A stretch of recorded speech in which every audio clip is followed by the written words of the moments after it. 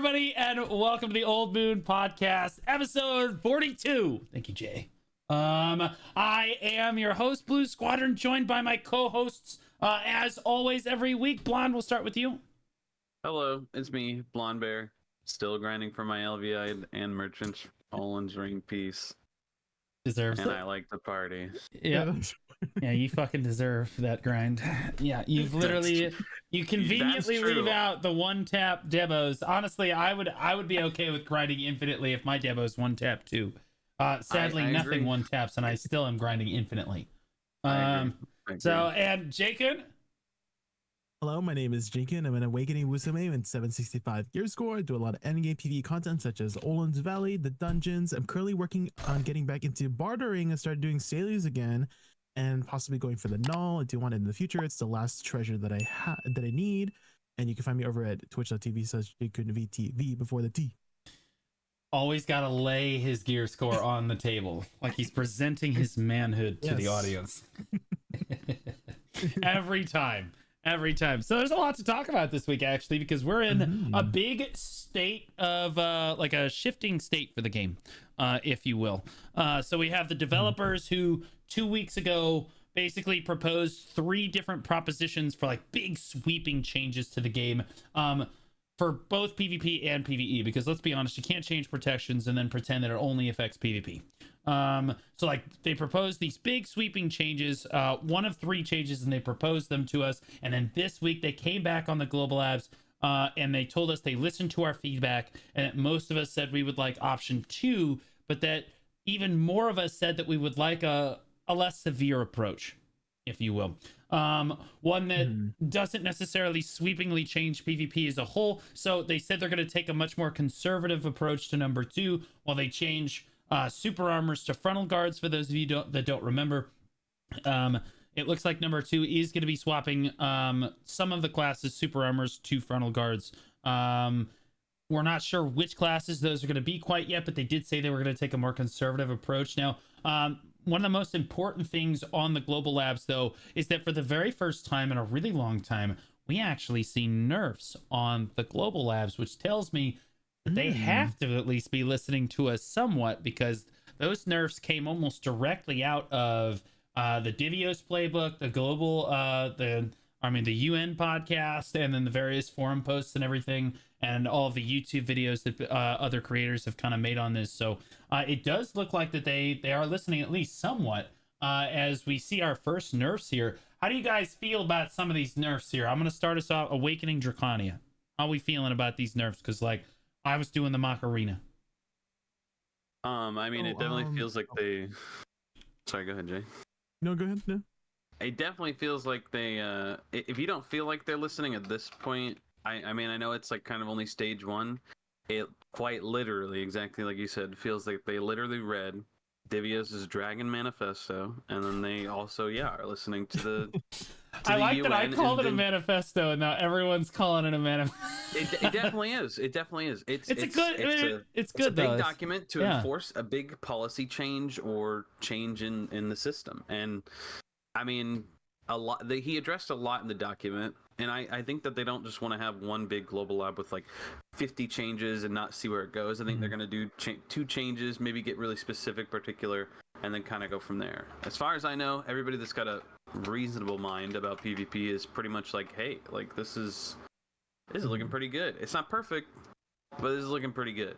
So it's a step in the right direction. Especially after they gave the option, and every feedback was like, well, they all suck, but if we have to pick option 2, but really what we want is this. And then like they did that. And so if they keep going in this direction, this seems like generally what at least the well-rounded, well-minded people that I've, talked to seem to like. Yeah, I mean, so how do you feel about the Awakening Draconia nerf specifically, though?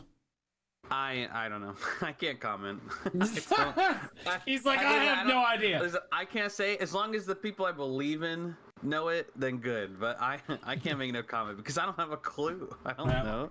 I ain't out there on the fields. I'm in the stands. You're in the stands. All right, Jay. I respect it. Jay, how do you feel about like this new nerf approach? I know that you probably don't have much of an opinion on Draconia specifically, but how do you feel about these nerfs? Yeah, so what I noticed is that it seems like the nerfs had like a more positive response than I expected, you know, apart from the sages and draconians, of course. And I thought that was interesting thing too, which is, you know, generally buffs are usually liked and nerfs are usually disliked. But when you look at what's been happening the last 3 weeks, the potential buffs that they were going to do, right, they ended up getting a very negative reception, so it never came. And these nerfs ended up getting a more positive reception than those, you know, previously proposed buffs. So I think this really goes to show that buffing is not always the answer, right? And sometimes we have to reduce it over to make like room for more. I remember I had this conversation with one of my viewers who's really upset about the nerfs. And spoiler alert, they were a sage. And I was trying my best to listen to them and try to make them more understanding of, you know, perhaps why these nerfs were happening. And I was saying along the lines of, you know, when I think of balance, I think of walking across a tightrope, and if you lean too much to the left or too much to the right, you'll fall, right? And perhaps certain classes were leaning too much to one side. So in order to stay balanced on the tightrope, we had to, you know, we needed to lean towards the opposite side. Right. He was still upset after the conversation, but he did express that he was more understanding of it. And I think when we think of why nerfs happen in the first place, you know, the paper definition is that the balance updates are ways to improve the frequency of underrepresented classes and reduce the overrepresented ones. And you know, I'm just thinking like, what makes a nerf like a good one, and what makes it like a bad one, right? I think what makes a good nerf is that it you know, makes the game more fun and exciting for others overall. I remember this other conversation with another viewer who says that they were always dreading when they were facing certain classes in PvP and it's not fun fighting them. I asked them why it's not fun, and they felt like they couldn't do anything against a certain class, and they got me to think of this. I don't know if I should call it like an anecdote or analogy, but do you guys know like rock paper scissors gun? Right. That concept where right. Gun essentially beats everything, and I think there's a couple guns out there in BDO. And so why would you pick rock, paper, or scissors when you can pick gun? And I think that would be kind of boring if everyone picked gun. And so have you guys ever heard of something called rock, paper, scissors, lizard, Spock, where scissors cuts paper, paper covers rock, rock crushes lizard, lizard poisons Spock, Spock smashes scissors, scissors decapitates lizard, a lizard eats paper, paper destroys Spock, Spock vaporizes rock, and rock crushes scissor. And yes, I did rehearse that many times. Wait, what the? Wouldn't that be more interesting? No! Than rock, paper, scissors, gun? It's exactly what we have going on now, Jay. The game is too goddamn complicated. Just keep it rock, paper, I feel like every other MMO. Rock, paper, scissors. Support, healer, tank. Like DPS, you know what I mean? I think there is an important conversation to have about like people that are like classic coming from the Sugzerker, right? That like a class being good at everything isn't really good and should be nerfed accordingly. But it's also about class identity, right? But having certain classes be good or counter certain classes or certain things, I mean, I think everything is usually kind of scaled for like medium to large scale. 1v1s isn't really like a real thing that gets actually balanced around. So if that's ever you're the forefront of your conversation, like it's really not going to go anywhere, because there's tons of classes that excel in 1v1s but are terrible in anything more than 3 to 5 people. So I think it's important to look at that too. But yeah, I think a lot of people don't really yeah, it's always like, you know, if a class is kind of accelerating everything and you're kind of nerfing it, obviously people aren't going to like it because they like having their class be good at everything because that's what they're used to. Versus a lot of classes get like 1 to 2 game modes where they're excelling at, and everything else they're kind of average or below at. And so I think in general nerfs don't feel good, but I don't know. A lot of people that argue against nerfs for classes that are really strong aren't really on a level-headed mindset. You know, they like being OP, so why not be OP?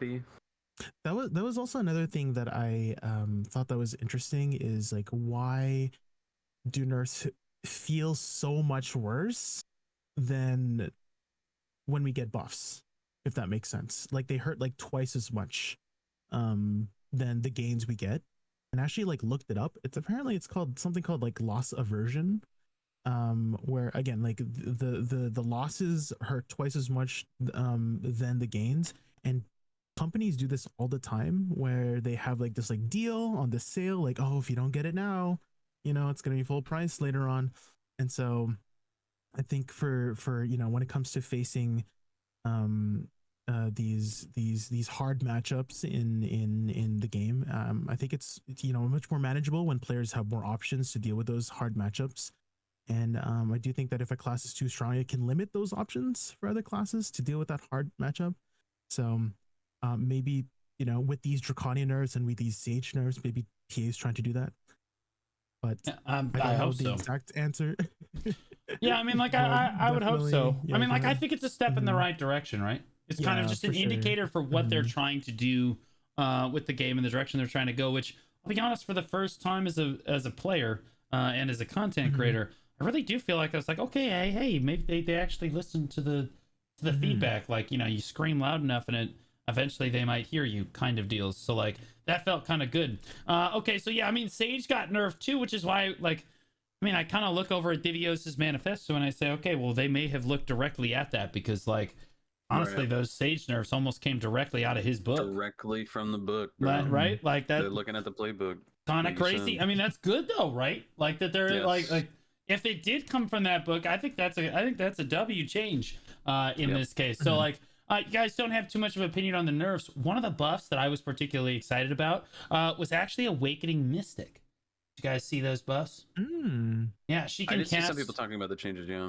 Yeah, she's up huge. She can now cast a lot of her dragon skills. She can actually summon the dragon instead of having to get all 3 martial shards. She only needs 1 martial shard to summon the dragon in a lot of cases. And I think that dramatically changes how Awakening Mystic actually plays, because honestly her playstyle right now is okay, I have to get up to 3 martial charges and then I can expend the martial shards, right? But now it's like, okay, if I proc all 3 martial shards, then you could do I think it really opens up like the kind of combo change that you can kind of pull off on Awakening Mystic, and it helps you kind of honestly reinvent how the class is really kind of supposed to be played at a fundamental level, because like all of the combos are different. How you're doing damage is different. Overall, the damage would be increased, even though they didn't really increase the damage numbers per se on each of the skills, because they can be procced off of 1 martial shard in a lot of cases now, and like the various changes that they did. I think that her damage overall has increased, and I think that the class is kind of just up tremendous on that note. How did you guys feel Awakening Mystic was performing in PvE prior to this? I know that Jay, you do a lot of Olin's groups. Do you see Awakening Mystic?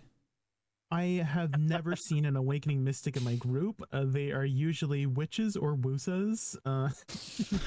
You elitist son of a you elitist son of a have that martial thingy you were talking about, like the martial orb thingies too? Yeah, or is it Striker also has martial shards. Yeah, they both have the same martial shard system. Blonde, how do you like Blonde? Have you seen Awakening Mystics lately? They're pretty rare. I haven't. No, they're probably one of the most underrepresented classes in the Garmoth tracker. Okay, well, large scale. Well, then this is a good thing, then, right? All of this to speak to the point where it's just like in Didios's manifesto, he talked about how you need to take the bottom end underrepresented classes, the weaker classes, and you need to buff them up. The reason why I get excited about these Awakening Mystic changes is that that's exactly what they're doing. They're taking a class that is not represented both in PvP and in PvE, and they're changing it in a way that actually benefits both. So I think that the Awakening Mystic can actually be played in both PvP now and PvE much more efficiently because of the changes that are on the global labs. And I really, really like that. Were there any classes that you guys kind of got excited about when you saw the global labs, or were you just more stunned that they were actually had nerfs on the global labs? Blonde, I'll start with you over here. Yeah, the second option. I was like, oh, okay. They're again, back to my original. No berserker changes, so listen, we're a scholar main now. True. But listen, where's my scholar buffs? Okay, no, but yeah, I just think it's hey, this is the step in the right direction. I don't want to see stuff that I want to see. I want to see the right stuff, and this is more of the right stuff. You know what I mean? again, it looks like exactly like what a large amount of the community's been talking about in all the different discords, even like Reddit. I saw a lot of feedback on Divious's commentary, and it was so funny. So many of the comments were talking about how biased Divios was, but I feel like almost all, like, I don't know, actual PvPers were like, okay, this is pretty much the standard opinion when it comes to some of these classes. So it's like, yeah, even when you get a really well-rounded opinion regarded by most, it's like, okay, this is kind of what we're looking for. You're still gonna have some people that are just not connecting with it, I think. But yeah, no, yeah, I agree. I'm glad it was like a direct attention to the detail. Yeah, I think we're all in agreement on that. I think that they're definitely moving in the right direction. I'm very excited about what's going to come out tonight on the Global Labs as well. So I'm going to be live for doing that patch note rundown as well. Because yeah, honestly, the Global Labs been kind of popping off lately. Tonight is what's going to matter. Tonight's going to tell us whether or not they are listening, or if this is just a random fluke of chance that. Well, we didn't actually see the changes get pushed through onto live yet, so like, true. I wouldn't say necessarily tonight is the end all be all. I would say that like tonight we might see some adjustments. Yeah, we might see some adjustments, see if they're gonna stick with it, etc.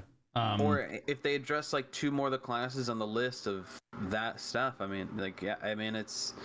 Yeah, I mean, again, it's right. It's in the right direction, and that's, I think, the most important part, right? Right. No, I completely agree. Okay, so now on to something that I think that you guys actually can have an opinion on this time, because before we're talking about PvP changes, and they're like, yeah, that's a thing, that's happening.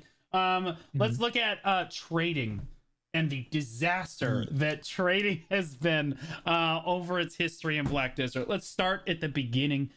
When trading actually started in BDO, people actually thought that it wasn't even going to be viable at all. Like, this life skill was going to be viable at all until people realized that you could actually stack things on your horse. Like, you could overstack weight on your horse. And believe it or not, this was actually a bug.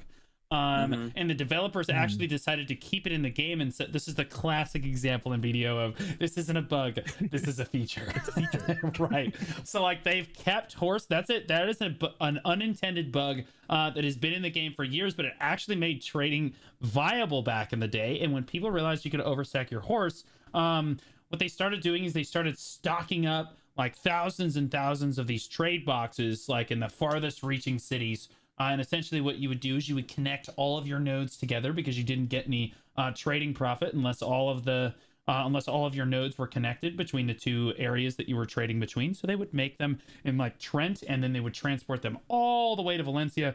They would run their horse all the way across the world, and then they would trade them with a trading buff that you could pick up in the desert for like, I don't know, you could get like a trading buff for like 20 minutes. I forget exactly how it worked, 30 minutes or something like that. And it increased your trading EXP. I forget exactly. It's so long ago. It was like 7 years ago. But regardless, they would trade them in Valencia, and players would basically make billions of silver. And I keep in mind, I say billions because it would be like 2 to 3 billion for like 3 months of AFK work.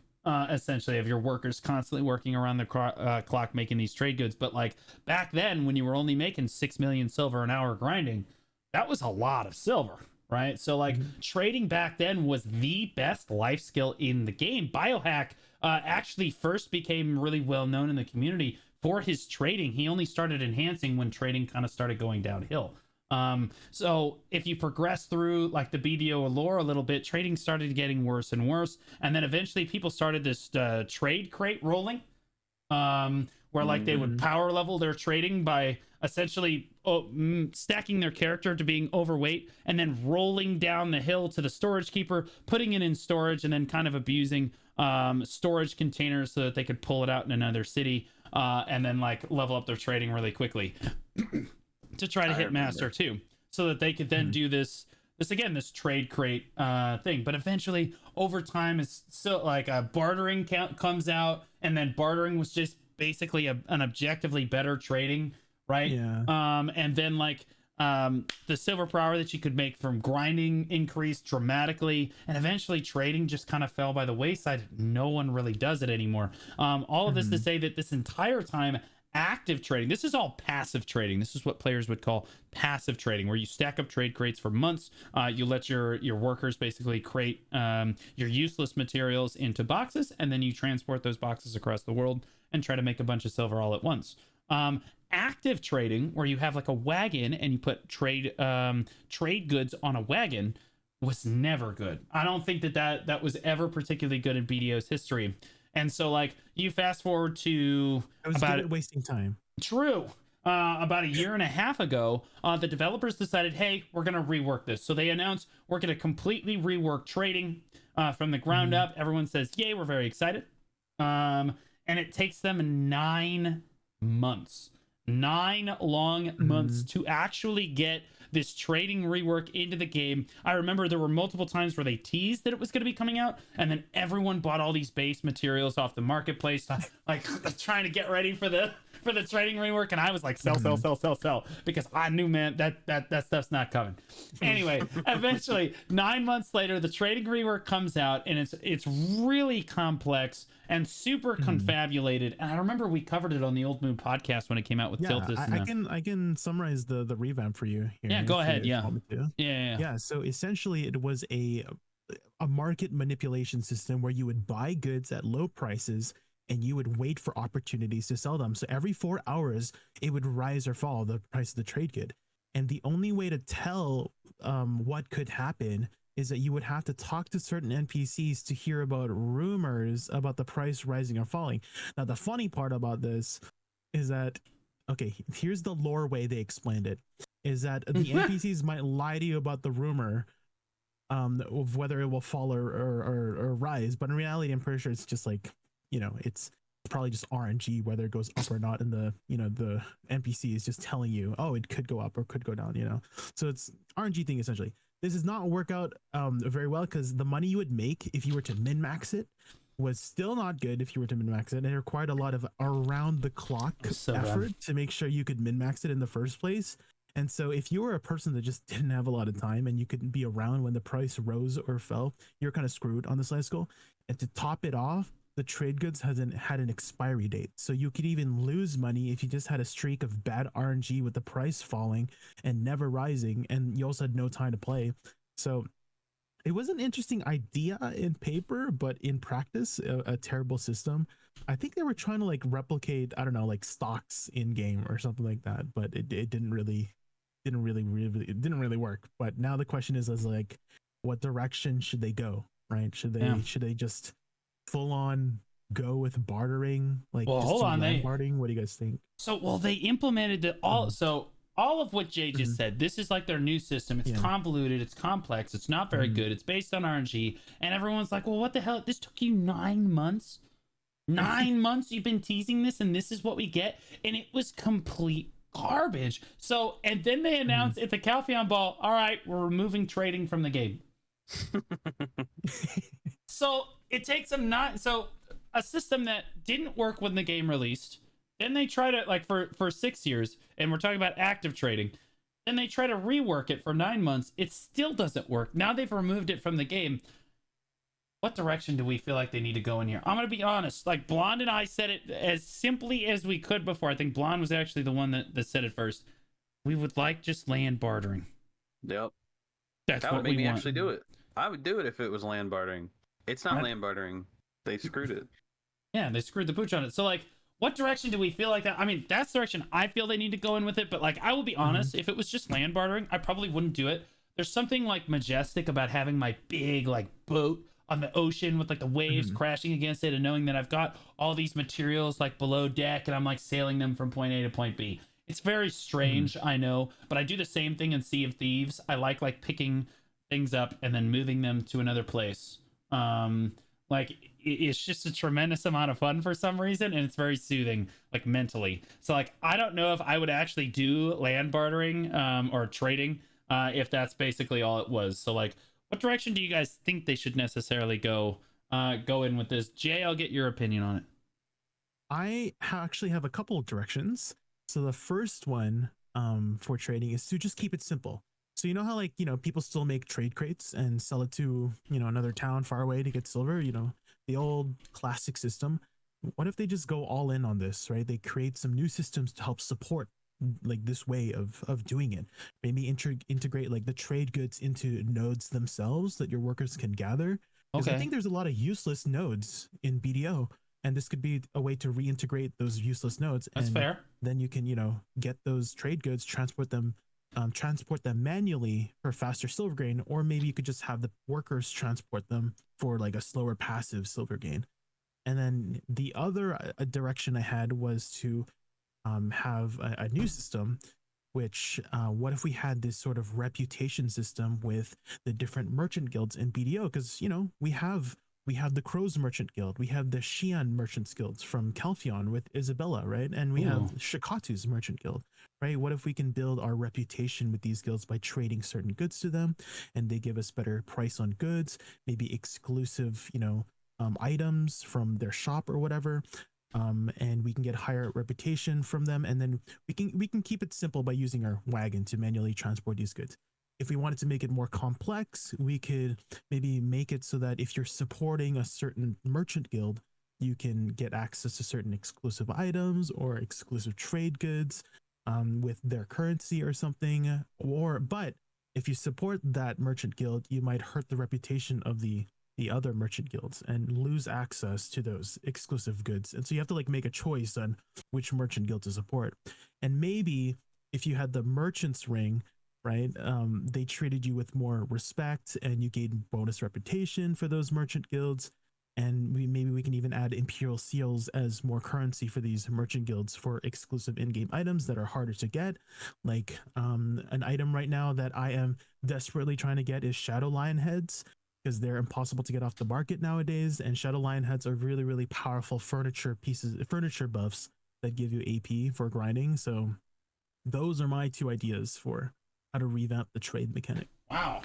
Damn, Jay came prepared today. I well thought it out. Yeah, Jay came prepared today. Okay, let's take those. Blonde, do you have anything to add on that first? Not on that. If this was a school group project, Blonde is the one that they don't want the person in their group because it's always the guy that just doesn't want to do anything. Look at this, bro. Jay's the guy that literally gets the group together and does everything. Listen, the way that training, because at the time BDO came out, it was right off of the back end of ArcAge, and they designed the trading system and the PK system very similarly to ArcAge. So in ArcAge, your main way to make money was trade packing. It was the best like silver to energy at the time was the only way you could make money. It was the best like silver or gold to energy spending at the time. And so BDO did a similar system without the energy cost, where you buy these trade packs and take them to another place with a ton of money, and people could kill you and loot them off of you and then take them instead, right? When you go into Valencia in the desert and you kill the traders, you literally pick up their trade packs to go turn in. The problem is that the silver value for the time and investment and the cost of your karma doesn't equal that. Like, it's like everything, they took all the good concepts, but then the actual value, the worth of doing it was reduced by like 90%. So the system was just already screwed from the beginning because there's no reward for the incentive for doing. So it was going to be busted from the beginning as it is. I mean, the only system I could see being, I mean, Jay's system sounds really cool and intricate, and that would be really cool. But I think that, a lot of people are just looking for land bartering, to be honest. I'm just saying, I think people like it being simple. Fair, okay, well, fair. All right, so Jay, let's look at your first suggestion. This idea that okay, correct me if I'm wrong, but this is the one that you could go to like each individual node and like trade things to each individual node, right? No, I mean like you integrate your worker empire, like your worker empire gets your trade goods for you.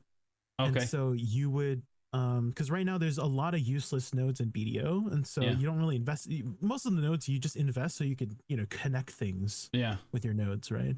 And so maybe we could add some more useful things your workers can gather for you, which are those trade goods, and maybe you could process them into like more valuable trade goods and then trade them far away. I do kind of like the mechanic, the distance mechanic, right, where you get bonus multiplier for how far you trade the good. And so it's just a more like higher up, more manual way to do the the trade goods instead of just making it a passive way, you know.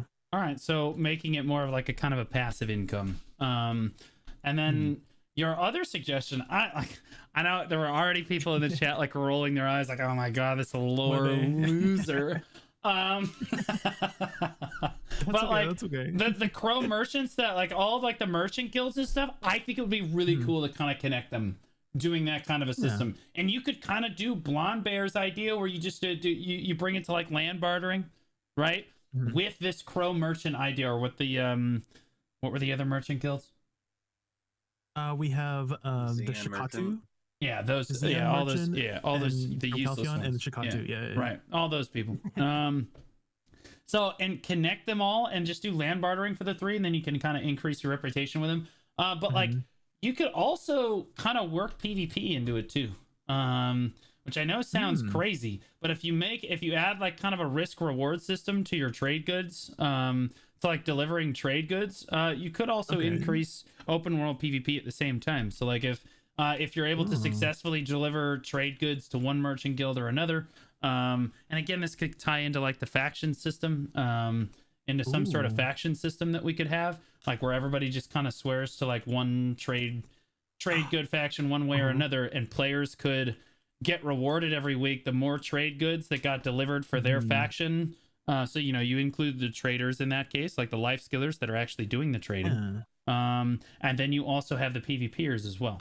Now I do remember, there could be you could put limits on it so that like you can't be PvP'd all the time and stuff. But like there could just be certain trade goods that are like, hey, you could be PvP'd while carrying this trade good, but if you do it, you get way more silver out of it, right? So like there's definitely ways that you can include like PvP in it as well, like as you transport the trade wagon. That's an interesting idea, because I remember when you were doing, I don't know if you ever did Imperial trading in the past, where you would actually get the Imperial trade good and try to transport it.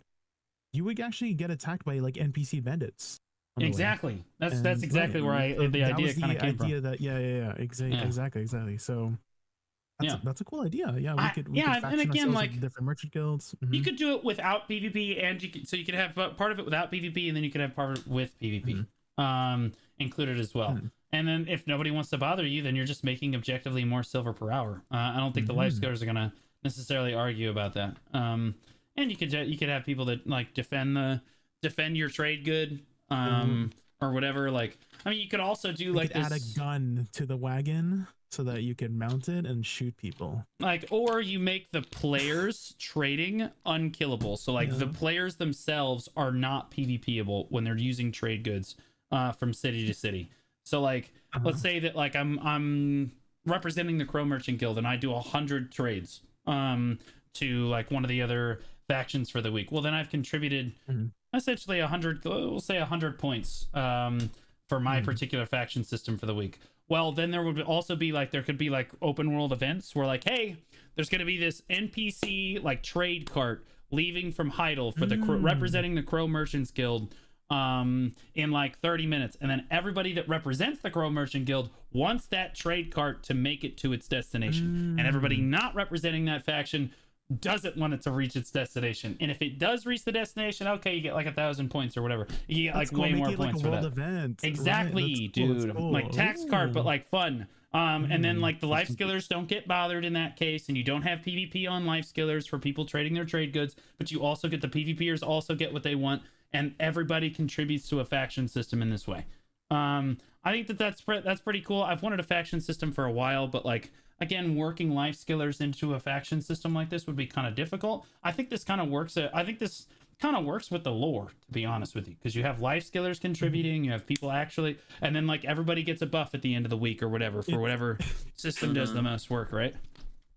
Speaking of lore, I always find it funny whenever they add like lore reasons for the reason of why certain NPCs are doing, like, for example, like, you know, Ravinia, there was only one Ravinia originally. I thought that was cool. You trade your crow coins. Yeah, there was only crow. She was at the crow's nest. You had to I know, it was so inconvenient. And then they added then they added that, oh my god, Ravinia's twin sisters are, or like they're triplets or something. And then they're triplets. No, yeah, first they were just twin sister, Ravinia, and then it was like their long lost triplet. Yeah, yeah, they're triplets now. That's the lore reason they added why they're in the game. So I always love when they add that. It's so funny. I just wanted to point that out. Well, they always do that in the patch notes too. It could be like some little change, and they're like, the vendor in Heidel has decided not to take a union break from the hours of 7 p.m. Yeah, to exactly, yeah. 10 a.m. Yeah. You know what I mean? Like, I'm still waiting for that patch note, to be honest. Like, every once in a while I run up, I'm like, oh, stable keeper's on union break, gotta run down to the south stable for some obscure reason. Yeah. It's really annoying. Really annoying. Blacksmith too. He's freaking on. He doesn't have a midnight shift. Yeah. So he's gotta sleep, bro. So Blonde, how do you feel about like land bartering, but kind of like with the system that Jay and I kind of laid out there, where like you have some aspects of it where like, hey, the PvPers kind of get their share, and like every once in a while there's like this open world event, and if the cart makes it to its destination, that faction system or that merchant guild gets like a big buff or whatever for the week. You know what I mean? Yeah, I think that involving all different types of players is pretty important when it comes to these events. Like, for example, the boss blitzes give you all different types of rewards, stuff to make the flame. You've got coins to redeem for life skill materials and stuff like that, and other things from the coin vendor.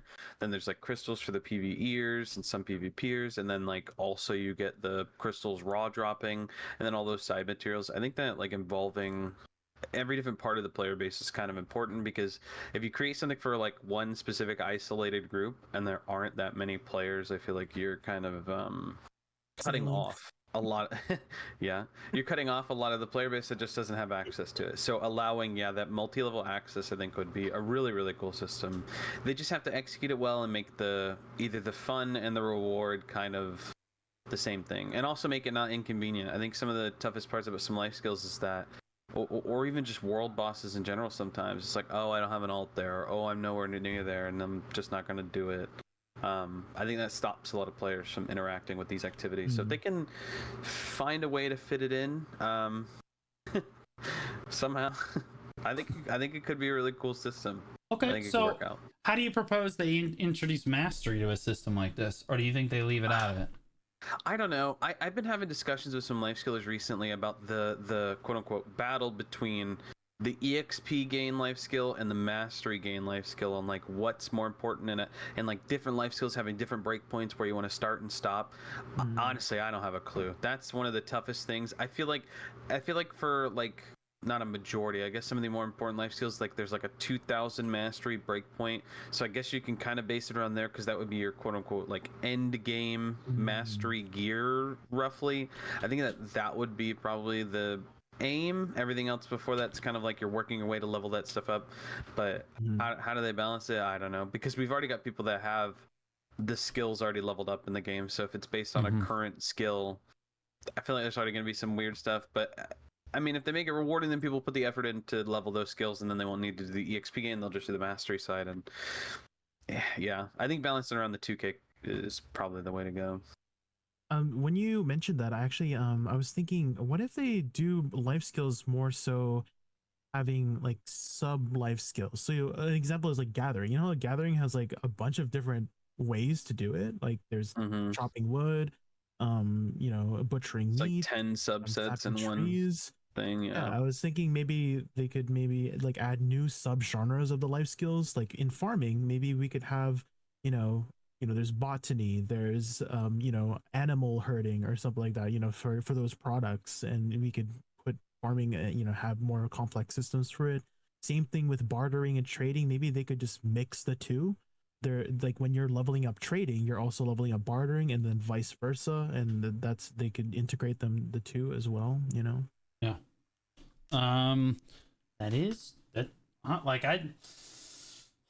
I think, sadly, I think that there's really no way to incorporate mastery into something like trading and have it be balanced. For the same reason that bartering cannot have mastery. If you included mastery in bartering, I think that half the barterers would stop bartering. Because like part of the reason I got into it in the first place is because I didn't feel like I needed some end game life skilling set. it was like this whole separate thing, right? Like, I want to live on the ocean, I want to be a sailor, and I don't necessarily need to be a life skiller if I want to be a sailor. To this day, people say, I mean, there's a lot you can do in BDO, and it's funny, you listen to the way that they say it. They say you can grind, you can PvP, you can life skill, you can barter. Bartering is literally its own, like, separate, like, it's not life skill. Life skillers are like, don't associate us with those degenerates. We are different than them, right? Like, we are not the same as, like, the ocean goers. And I think the ocean goers have always wanted to be a little bit separate. And again, you don't need mastery to make that stuff work. It does help, somewhat, but, like, it really doesn't. Maybe you could use the mastery to increase your wagon speed. That would be reasonable, right? Like, that's not, like, busted. You don't necessarily need it, but, like, it would increase your wagon speed, right? That's interesting. That's interesting. But sadly, I don't think that they can really include that stuff. How do you guys feel about increasing mastery overall? It's a little off subject. How do you guys feel about increasing mastery from, like, 2K to 3K? Like having a new camp for more bonuses and rewards. I know. I think there should always be something to chase. Like, from all the talks, the basic talks I've had with certain life skillers, like, a lot of them just say, well, you don't really need a pen. You don't really need to go for this. Most of the people that end up getting pen, like, got their name on it, or they're labeled as a life skiller. So it's like, oh, this is like my pen black star of life skilling gear, right? So it's always kind of weird when it's like, I don't need it. But I don't know if that's a conversation where they're like, oh, you don't need it, so get into it, or you don't need it because, like, it really doesn't matter. It would be cool if there were another push or something to push for, but I feel like it's always, again, that discussion between, like, pushing EXP versus pushing, like, actual gains. But then there's a certain point where they go back to getting EXP because the gains don't really matter because they're already doing whatever and they just want to get higher on the charts for EXP. So it's I mean, it'd be cool if there was something to push for. Yeah. This kind of ties into what you were, like, trying to explain, like, in the Old Moon precast before with, like, RuneScape. You want to, like, go over that again? I think it's kind of tied in that way, right? So Jay mentioned adding, like, new life skills, and I thought that'd be really complex. Because the way that a lot of this and old school RuneScape have very kind of similar things in the same concept. They're like, you could put thousands of hours into RuneScape and still continuously play it and still not hit end game, and that's not even doing some of the regular activities and raids. Like, you could just spend all your time in that game like literally leveling and never reach, like, the quote-unquote content that's, like, all the other things you do with those skills. But somehow RuneScape has learned how to integrate, like, mini games and different things and, like, miniature boss fights and group events to, like, level up things and collect things. They have, like, a lot of just, like, that sort of horizontal content where you're collecting this, collecting that, getting this, getting that. Horizontal content. Oh. I think if they maybe went in that direction, I mean, with a lot of stuff in BDO, like costumes, titles more specifically, and other things like that, I think they could do a much better job. But I don't know. That's like a whole nother can of worms. Now, some people are saying the more life skills you add, the more bloat the game will have. We don't need more. We need them to care more for the ones that already exist. How do you guys feel about that statement exactly? I don't necessarily agree with that. I think that if the life skilling system that they add is, like, concise and, like, clean, then okay. But I think that if it adds a bunch of unnecessary items or a bunch of unnecessary things, or it's just convoluted like the trading system they added, I don't like it very much. But I think that if it's like bartering, I think it's a W. I think adding new life skills is reasonable. Other than gathering and hunting, 90% of the life skills you're AFK. Trading, you're having your workers do. Farming, you do for 5 minutes out of the day every 4 hours. Fishing, you're usually AFK. You can active fish, but most people AFK fish. Cooking and alchemy are done when you have a 5,000 worker station, so you can be gone for an hour. A lot of these skills are done AFK, and I don't think there's anything wrong with that. Right. I understand for life skillers, they're probably like, please don't add more. I have so much still to work on. But, like, having more, and the gathering minigames have been really cool, but that still all kind of follows under gathering. In general, I think it is really tough to add new life skills because, like, what more could they add other than just making it another just mini game or activity? Because, like, even in old school RuneScape, to add a new, like, skill level to level or life skill or whatever took many years and the entire community to vote on it, and they have to get a certain majority because they poll everything. And just like in every time they've ever tried to introduce anything, and especially because it's old school RuneScape, because they want to keep it that classic way, it's like some people see it as a dilution, some people want it to stay the way it is, some people played the game so much they do want it to evolve a little bit. So it's, I don't know, it's kind of a tense discussion on what's better and what's worse. But I don't know, with the merging of life skills on all characters, I don't know, I feel like this could change things. They're going to have the universal tool bag that lets you put all your tools in there. I would imagine they would have to make a universal equipment set that's like equipped to your account on your life skill side of your account, so that all your characters can kind of share those things. I think if they did some more stuff developing that way, it might not feel as bad. But yeah, I think I don't know. I don't mind them adding like life skills specifically, so long as they're concise and the system is easy to grasp and understand. That's totally fine. As far as adding mastery goes, I think that adding mastery for active life skills is totally fine. I think that if you want to add mastery levels for like gathering or hunting, you are totally okay. I think adding mastery levels for things like cooking and alchemy is probably not okay anymore, because you're going to reach a point where you have like these tycoons on the market that are just like, I don't know, like they're going to be able to flip things on the market for like way too easily, and then all of the base materials will get sold out by these big people that are just basically cooking and doing alchemy all day. When you have hundreds of players doing it, that's okay when you only have dozens of players doing that, right? But like when you have hundreds to thousands of players that are like, oh, I can just stand in front of the utensil and try to flip materials all day, then you end up with a shortage of materials across the board. And then like the prices change and things for stuff like this. But like I think increasing like the mastery level for gathering and like hunting, and then let's see, what other active life skills do we have? So maybe even active fishing would be fine. If they added mastery for active fishing, I think it might actually, like that. Right now there is fishing mastery, which is a joke. Like people are like, oh, I can't believe I haven't caught this fish. I have 2,000 fish mastery. Get the fuck out of here. You're crazy. There is no shot, right? Meadows fisher scrolls. Yeah, give me a break, dude. It's a complete joke, right? Like the Creo's fishing chair is kind of a joke. So like, I actually think that they should bring back active fishing, like via hotspot. Hotspot fishing was fun. Like if you ever tried it back in the day. I think you getting to just actually play the game with any of the skills or random things you want to do should be somewhat harpooning. Profitable. But I think it's so difficult because they always have a hard time balancing and creating things that, not that I want to make an excuse for PA, but they always seem to have a hard time, or they'll take 9 months to create what is the current trading system that they've just turned off. So I don't know who's the big brains behind that stuff, but maybe we need some new people. What about like harpoon fishing? Yeah, like oh my gosh, bro, you could do that.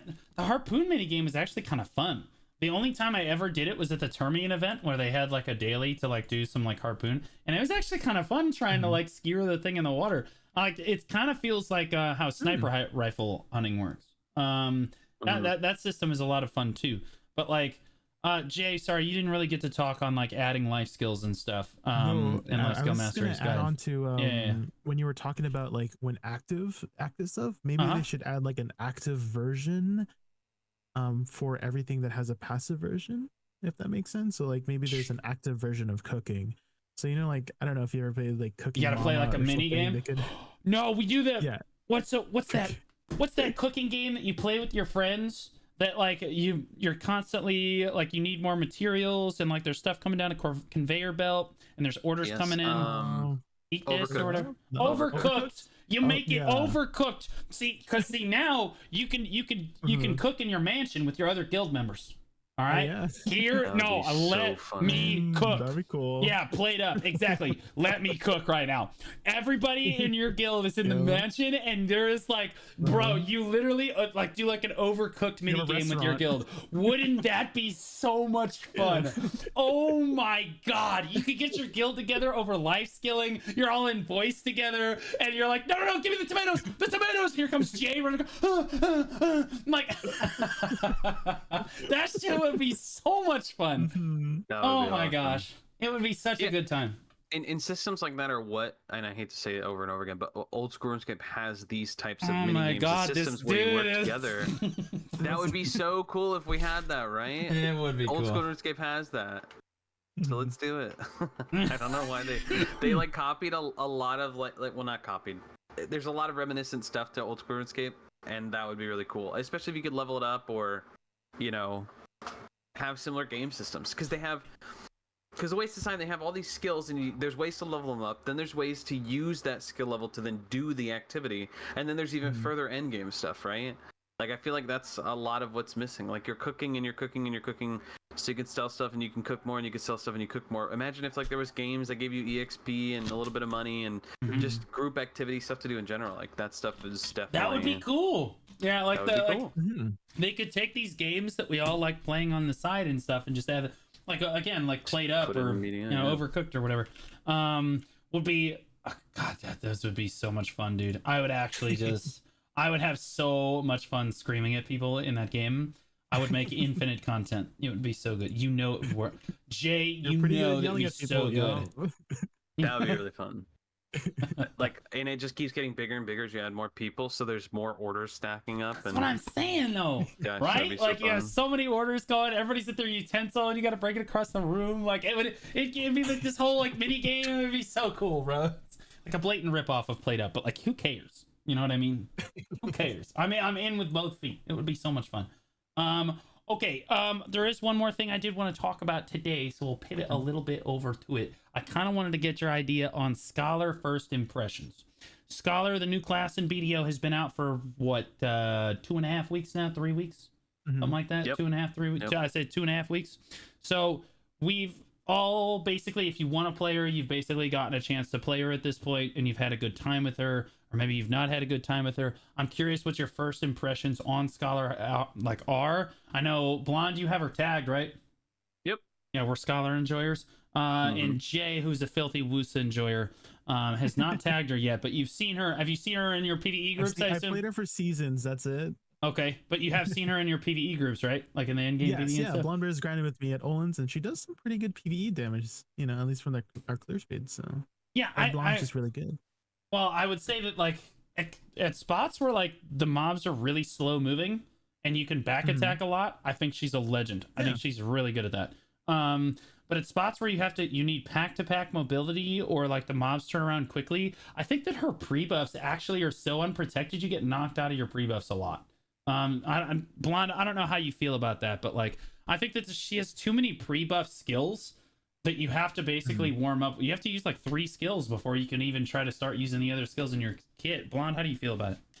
Yeah. I mean, I think that it's tough because the discussion like early to mid to end game, I think in the early spots and stuff is like rough.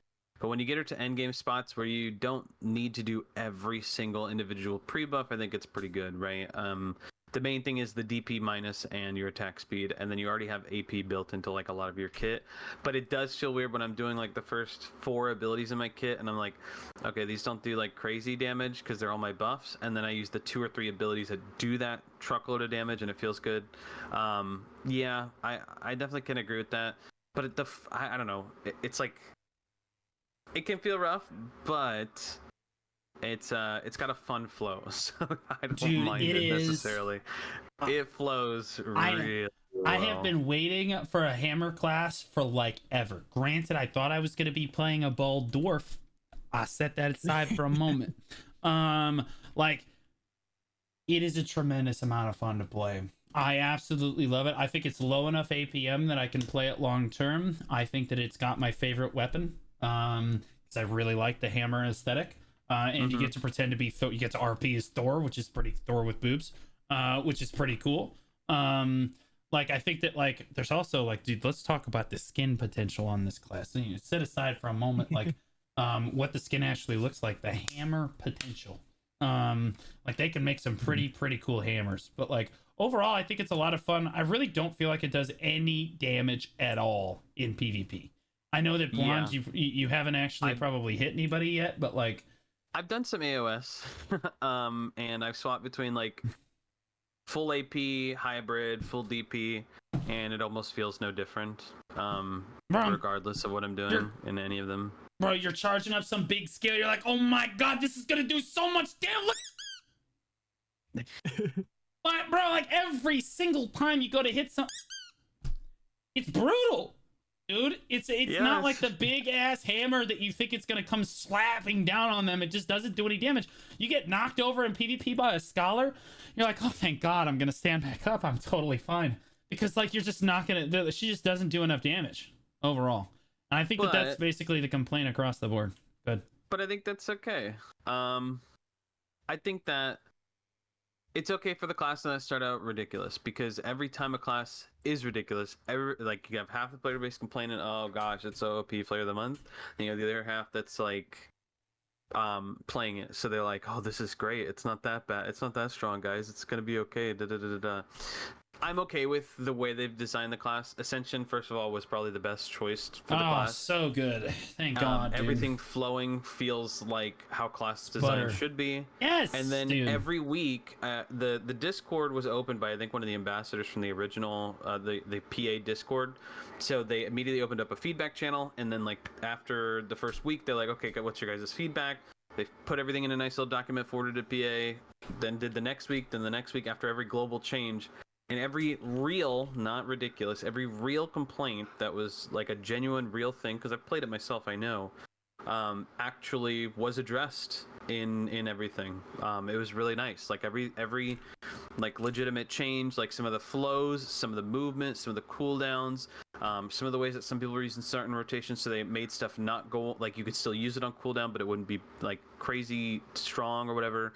And then even the Rabombs, like look at some certain things, like this class is already kind of slow and doesn't really do that great damage, so now we have either we can slow people or we can remove slows, and then we've got movement. I think it's well rounded, and I'm okay with it not starting strong, so they can just kind of like adjust that, right? Everything's kind of set right now on the flow of the class and the PvE and everything, and now I think is when they can be like, okay, well, let's maybe like adjust these numbers a little bit, and then they can go from there. I think that's how it should be. I like it that I would prefer it that way. I was gonna say I like the way that her bombs are like integrated with the rest of her kit, compared to some other classes where they just feel like separate abilities that are like very, very situational. And I think you would like her bombs like just flow into each other as well. And then she has that, those options again, like when you mentioned, oh, you can either remove slows on yourself or slow other people. Like, it's similar to what you said. Options. Yeah, it's similar to what you've mentioned before, where you're like, man, it'd be cool if like I could choose a heal or choose a this, or maybe choose this kind of weird buff, or choose something like that that's party oriented. I was like, hey, this is like exactly what Jay said. Hello. This is cool. Pretty cool. Yeah, no, I think that like Ascension, I think that they should do more classes like Ascension. I think it includes both aspects. I feel like they both have their identities, but like, bro, having to one of my biggest problems with Awakening Witch is that she feels so clunky. Trying to get to and from Awakening is just so annoying. It's really, really clunky, and I'm sure that Jay, you probably had that problem too. Like, how do you feel about Awakening? I would say Awakening Wusa is probably a lot better because it was designed more recently. Like, and so like it's just okay. Go ahead. I found that the pre-Awakening kit, like I use it a lot. I use a lot of the pre-Awakening kit. It's still like so. I think because it's a lot more modern, right? The way they designed her class, it just feels really nice going in and out, weaving in and out of your pre-Awakening and Awakening kit, compared to my Witch, who I played for like 5 years. Like I know, like I never really used my pre-Awakening. I tried in the past, and it actually did work in the past. I don't know if you ever grinded like Hystria back in 2018, 2019, your absolute skills actually scaled better than your Awakening skills. So you would need to weave in and out of your pre-Awakening and Awakening, your staff and your odd Sphera to do viable damage in Hystria, because our scaling damage back then was dog poo-poo. And so nowadays it's just Awakening. But I kind of think that I've always personally thought the absolute kit was part of the Awakening kit, and it just feels very disconnected for some of the older classes. And I feel like it should be more as how Awakening Wusa does it, or like the newer Awakening classes where it's more integrated with the rest of the kit. Yeah. You say integrated with the rest of the kit, and I'm forgetting now because in the patch notes they said, I haven't gotten a chance to really play it since yesterday was my day off, and admittedly I was like, I'm gonna go grind a bunch, and then I slept all day. So like how are the Raboms for Scholar necessarily worked in? Blonde, how have you explored them yet? Yeah. The kind of consensus is you're going to the second option on all of them. The second option on the first set is like they're both like kind of damaged. They're both frontal guards, but the second one flows better into some of your abilities. And then the second Rabom level 57 is the movement. You have Golden Path, or you can do Golden Barrier, where you do again another frontal guard and you recover MP. I think most people are going with the movement just because they already feel like, oh, I don't get enough movement. And then the third one is kind of like depending on what you're choosing. Like you can choose to debuff everybody around you for attack and cast speed on stuff. Or you can use the like completely remove slows and stuff. I think it's more of a preference, which is I think kind of the way it should go. I think you can swap between the two different ones because there's two different CCs on both of the 56 and 57 bombs. It's really just kind of on playstyle. So I think they did a pretty nice job on like even the damage seems very similar on some of the abilities. Not that that's what you're really looking for, but yeah, but like I think pretty good. But do they flow into the? You said they like. Do they flow into the other abilities? Like how does that work? There's a few where the only way to do some cancels is spacebar. I think the second gravity rush one on the first bomb is just its animation's a lot quicker for stuff that you're looking for versus the first one. But sometimes you want that lingering, so like it's okay for it to last longer. But a lot of them flow into certain abilities. I don't know every single one. I was reading some people had comments on it in the Discord because there's been a lot of experimentation. But I've been using them pretty throughout everything I've been grinding, and it just feels good to grind. I mean, I kind of already have my set combo, so I'm like, they're not changing everything. But that's how I felt. It's like, nice. I'll just keep doing my combo for now. Yeah. Until I. It's not anything I really am dire needed, but I also do spots where I'm like sitting at the stone and the deck yet, right? If I was doing maybe Darkseeker's Retreat, the movement would probably feel a lot better than what I'm used to. There was also a lot of other changes, specifically like, and again, this is where they listen to the feedback, like the Q flow, where you can Q a lot faster, where you throw and then teleport to it. That's a lot quicker. There's a lot of that sort of movement stuff that's been cleaned up a lot. Some people are saying that the second hit for the animation for Shift L and B is a lot quicker, even though it's only affecting technically the second part. So the second part's faster, but it's the first part, the end of the first part, that lingers too long into the second one. But the cool thing is, like with that, again, with just the class design in general, it's like you can cut off a lot of these animations, and there's a lot of just ways to move around the kit. I just think it's a really well designed class, and I'm okay with it not being OP, and now they can just kind of adjust it to pull it up to where it needs to be by doing small buffs every week for the PvP side of things, because right now it's kind of like, ugh.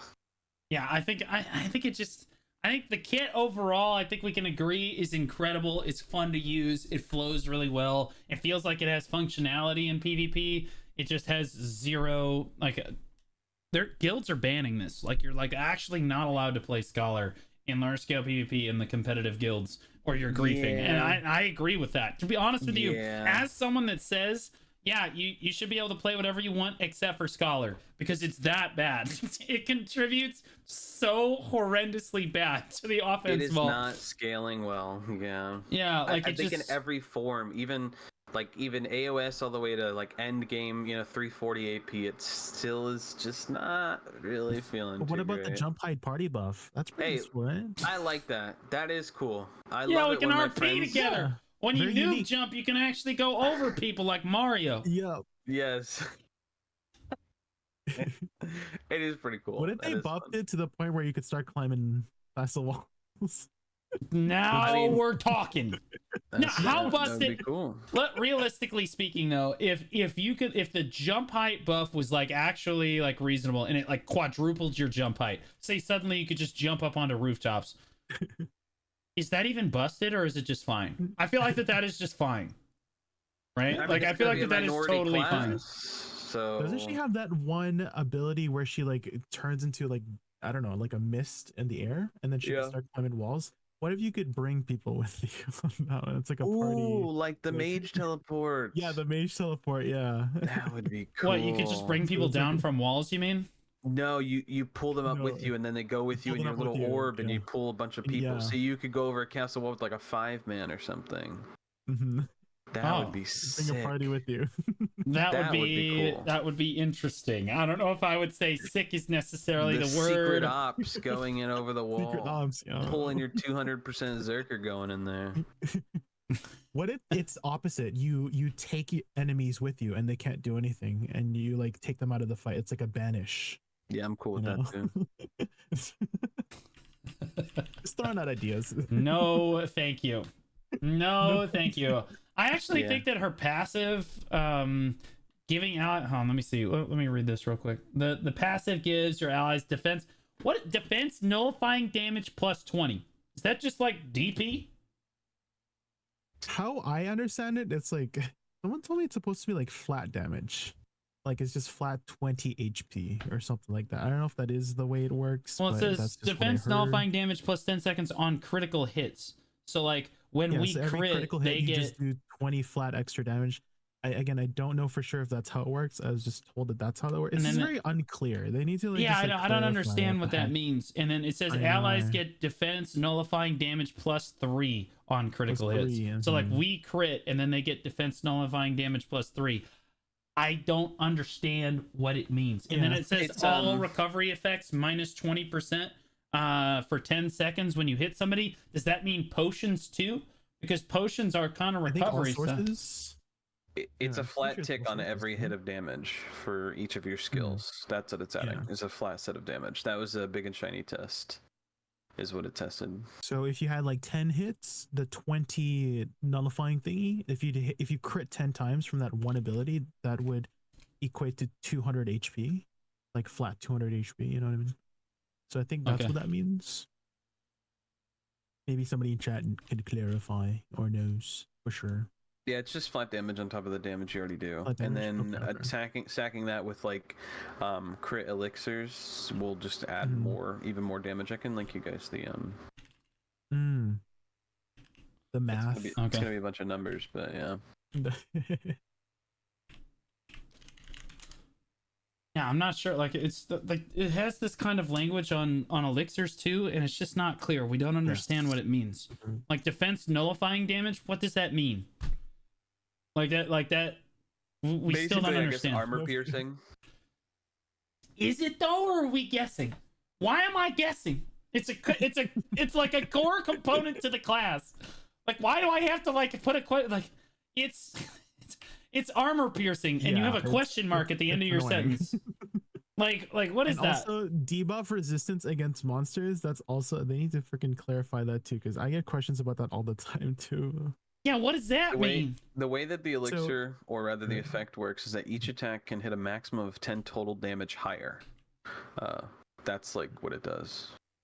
Is that it gives a new maximum to the hit damage. And to clarify for defense, for debuff resistance against monsters, it's basically like a second roll on your resist. So let's say you have 90% knockdown resist, and you have 10% debuff resistance against monsters. It doesn't actually put you to 100% knockdown resist. There's still a 10% chance you'll get knocked down, but if that goes through, then you have that extra buffer, that extra roll. You have like a second roll of a 10% chance, or however much debuff resistance you have to also resist it at a second chance, and that's how that works. And I don't know why they worded it that way and why it's so freaking confusing. So they need to work on that. It's very strange to me. Just super weird. Okay, but overall, very happy with Scholar so far. I just don't use it in PvP. Just don't use it in PvP, and the class seems fine.